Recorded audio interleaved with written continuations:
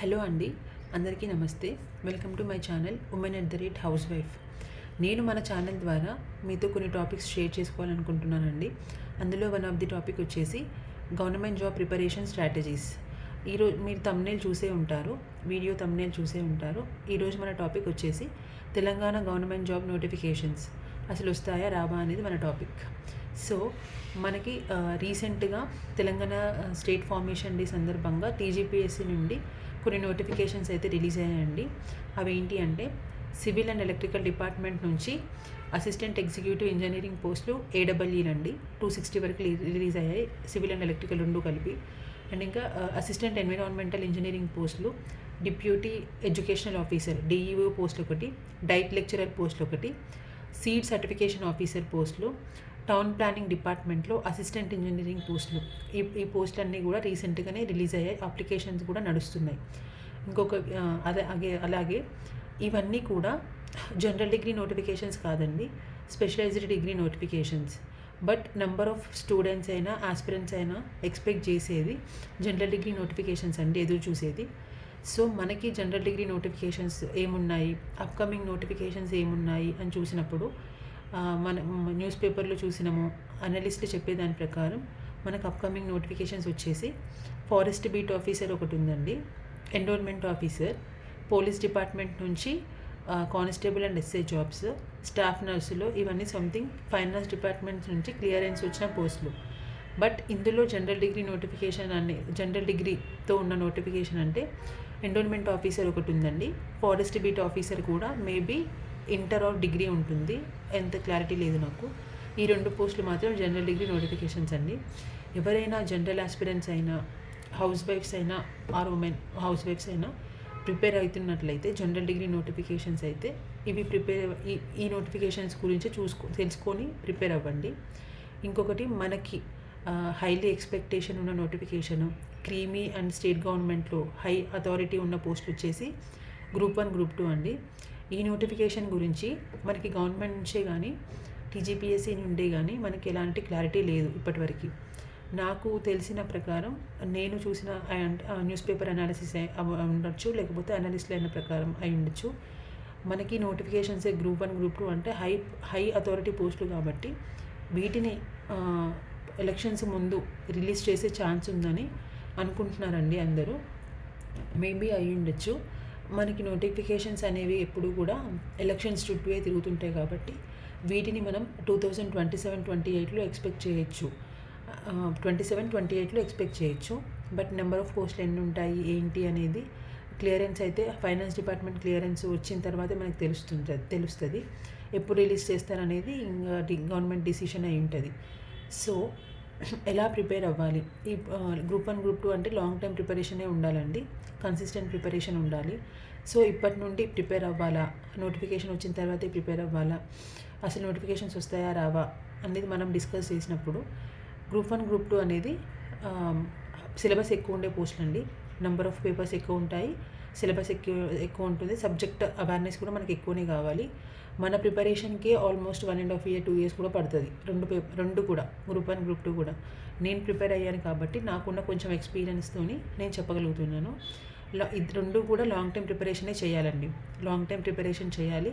And also consistent preparation చేయాలి. Consistency అంటే general aspirants ఎలాగో కన్సిస్టెంట్ ప్రిపరేషన్ చేస్తుంటారు, వాళ్ళు అదే ప్రిపేర్ అవుతుంటారు కాబట్టి జాబ్ కొట్టేంత వరకు కూడా అదే ప్రిపరేషన్లో ఉంటారు. కమింగ్ టు హౌస్ వైఫ్స్ అండ్ ఉమెన్, వర్కింగ్ ఉమెన్ అయినా కావచ్చు, వీళ్ళు ఎలా ప్రిపేర్ అవ్వాలి అని అంటే డైలీ 4 to 5 hours పెట్టుకోండి. మీకు ఇఫ్ టైం పర్మిట్స్, మీకు టైం కన్స్ట్రెంట్స్ లేకుండా టైం పర్మిట్ చేస్తే daily 4 to 5 hours with including newspaper రీడింగ్ని ఇంక్లూడ్ చేసుకుంటూ.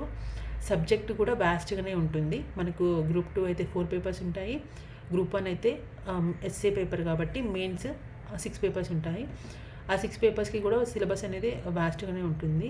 సో ప్రిపరేషన్ చేస్తే long time preparation, consistent preparation with includes syllabus analyze చేస్తూ లాంగ్ టైం ప్రిపరేషన్ చేసుకోండి.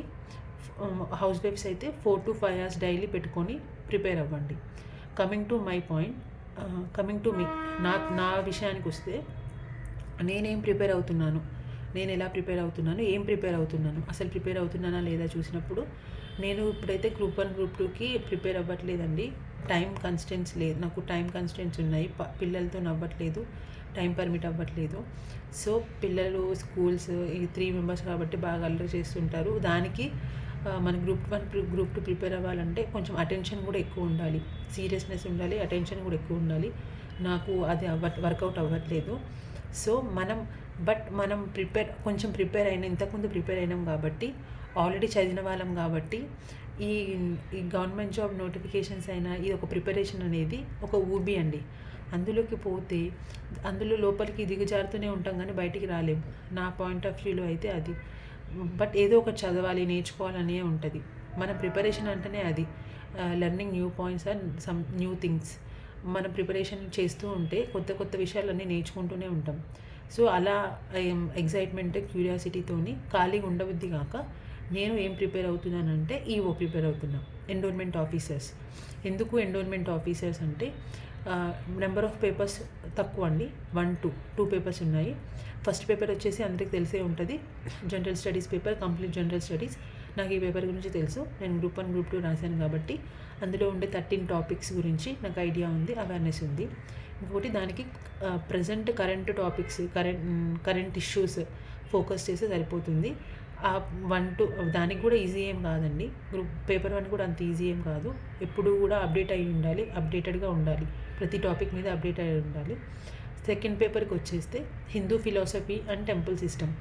నాకు ఈ పేపర్ అనేది కొంచెం ఇంట్రెస్టింగ్గా అనిపించిందండి. టెంపుల్ సిస్టమ్, హిందూ ఫిలాసఫీ అంటే రామాయణ, మహాభారత, భాగవతం, ఇవన్నీ కూడా ఇతిహాసాలు, ఇవన్నీ కూడా కొంచెం ఇంట్రెస్టింగ్గా అనిపించింది. చదవడానికి టైం లేకున్నా ఒక కోర్స్ పర్చేస్ చేసుకొని డైలీ క్లాసెస్ వినుకుంటూ కొంచెం సబ్జెక్ట్ నేర్చుకోవడానికి ట్రై చేస్తున్నానండి.